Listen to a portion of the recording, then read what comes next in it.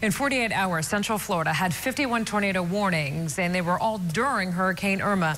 This is just some of the damage they caused. Meteorologists from across the region met today in Melbourne to discuss how Irma may change what you hear about tornadoes during hurricanes. New right now at 5, Channel 9's George Waldenberger live in Brevard County, where one of those tornadoes hit. George. Martha, it's been 7 months since Hurricane Irma, and we have a house with roof damage right along the intracoastal. And across the street, we have another house with a damaged roof and a tarp draped all over it. Next door, a woman tells me she just moved in after finally getting her house back in order.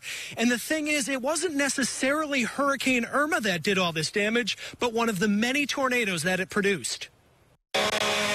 As chainsaws buzz on Rockledge Drive, Karen Fearon is not only getting ready for this hurricane season, she's recovering from last year's as well. I was in the house when the tornado hit my house, and it tore a great big hole in the roof. During Hurricane Irma, the National Weather Service in Melbourne issued 51 tornado warnings, more than the prior 4 years all put together. We had 3 different radar operators working the radar just to diagnose the tornado threat.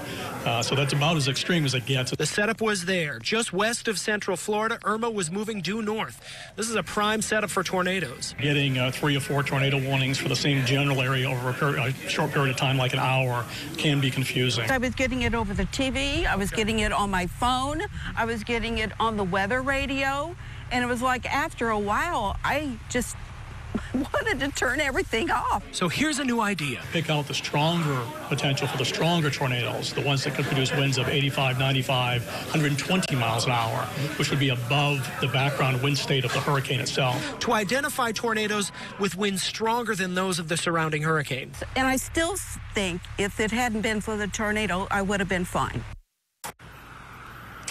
Now, the idea of focusing on tornadoes with winds stronger than the surrounding hurricanes is still just an idea being talked about. Meanwhile, let's hope these homeowners get their roofs fixed soon, because we're only a month and a half outside of the next hurricane season. Reporting from Brevard County, I'm meteorologist George Waldenberger, Channel 9 Eyewitness News.